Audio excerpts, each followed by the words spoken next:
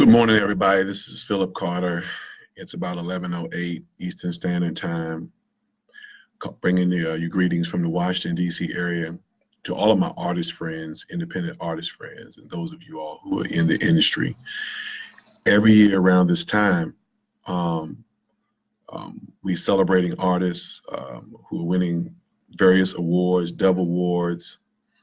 Um, Nomination processes are beginning for Stellars. And of course, those of y'all who are involved in Grammy organizations, you know about those awards processes as well. And among others, there are other like Praise Factor Awards, there's Rhythm of Gospel, there are other award show. And right around this time every year, as an artist, as an independent artist, and even some major artists, we watch all these people win these awards, or we either participate or submit for categories to be nominated. And this is always an iffy time of the year for some people because, if you've never won an award, or if you never won a major award, or what people consider to be a major award, you always wonder if it'll ever be you, or if you'll ever make it to that level, if things will ever work in your favor to win one of these awards. And it's okay to want to win an award. I think some people frown upon independent artists or those who may have those aspirations and tell you, well, it's not about, you need to be about ministry or whatever. But then again, and then they watch the TV and watch the Stellas and the Doves and Grammys and celebrate everybody else who's winning awards, but then tell you that you need to be all about ministry. So I think there's some hypocrisy there, and it's no problem with wanting to win awards. I just not want to caution you, but encourage you if that's your goal and your plan, as well as ministry, as well as to sell records, and whatever your goal and your plan is. If it involves awards, as a Stellar Award winner myself, and as a person who has won other awards, I just want to kind of give you an outlook of what you'll have to do, or what you'll sacrifices you'll have to make to reach those levels. Not one person I know of or am watching right now, or listening to on the radio, that is winning awards. The ones that I've noticed who won Dove Awards last night, not one of them all of them have made extreme sacrifices to get where they are. And the first thing I want to ask you: are you willing to make the sacrifice?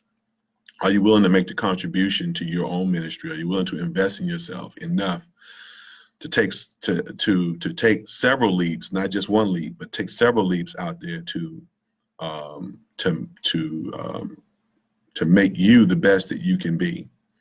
You have to be gifted. You have to be talented. You have to be somewhat of an entertainer.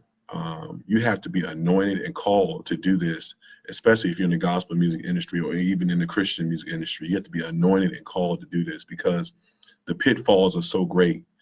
They are so depressing at times that if you're not called to do this, just like, being a preacher, a pastor, if you're not called to pastor, the pitfalls and things like that will, sometimes it can overtake you. And even if you're called, you can be overtaken.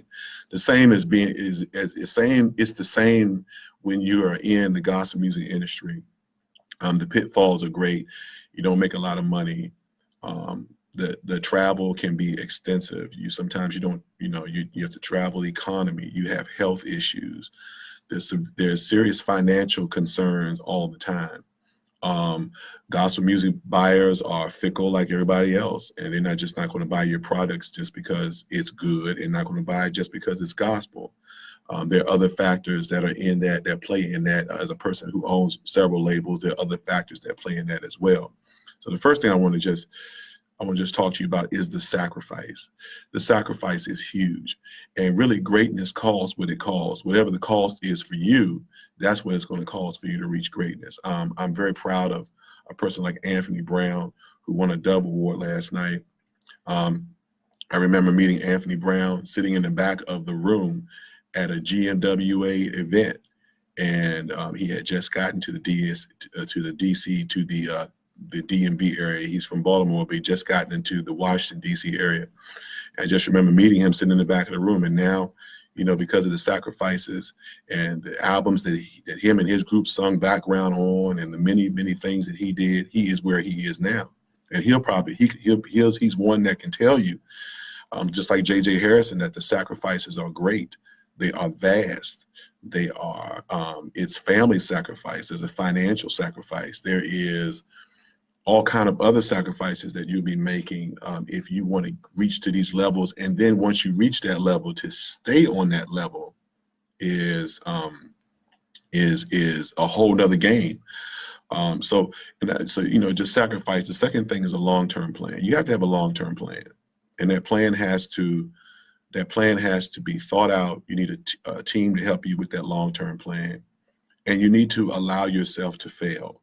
If you can allow yourself to fail and not grow weary to the point where you want to quit because things are rough, you will eventually, if you are called to do this, you will eventually reach a level that you would have never reached if you hadn't gone through that process. You need relationships. That's the third thing. Relationships are key. You need to travel to make relationships. If you only travel to perform, or travel when somebody's offering you payment, then you're never going to make the relationships that you need. You need to go to conventions, seminars, workshops, join your local organizations, Grammys, Stellars, or whomever is in your city.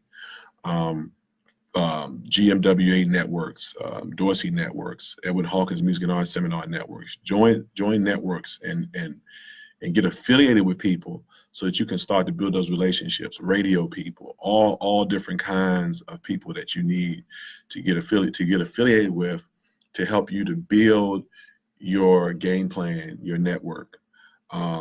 And you need money. You need to plan about money. You know, how are you going to build your business? You need to be business oriented. How are you going to get your products from point A to point B?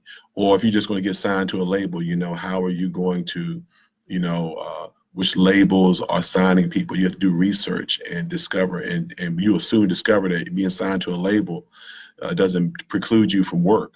You have to work your behind off even the more, because now you have to make somebody else happy, or you won't be recording any more records for that label. So plan financially how you're going to do it. And I like to plan financially for what I'm going to do for a record in 2 years. So, you know, I'm getting ready to release a record in 2019. I'm planning to promote that record for a sum total of 2 years. So I try to plan financially for 2 years so that that record can at least breathe, and that gives me opportunity to get it around, not only in the United States but across the world as well. And I give myself time to make that money back as I am sowing every month. And so let me give you an example. If I have $500 a month to push a record, then my goal is to save $1,000 a month. So I tell you, you know, I'm always got something going towards the next month as I am saving. So if all I have is $500 a month, then maybe my budget should be $250 a month, so I can have the $250 to carry over to the next month, which helps me to continue to build my plan. Consistency is the key. And if you can be consistent at what you're doing, then things will work out in your favor. Sorry, I'm in school. Things will work out in your favor. You have to have willpower. Willpower is amazing. You have to have willpower, and you have to be determined to persevere. I know artists right now who are struggling, people who are trying to make it, trying to do things, but you have to persevere. You have to say to yourself that no matter what, I'm in this because God called me to do it. I'm going to figure it out. I'm going to build whatever I have to build. I'm going to make alliances that are meaningful to me.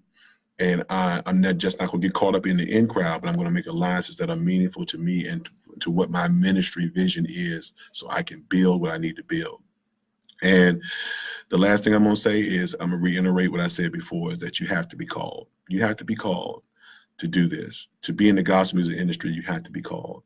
I could tell you many stories, as many others could, about the things that go on in the gospel music industry and the trials that we have and the formulas we're trying to solve, especially with streaming and things like that, and all the things that go on behind the scenes.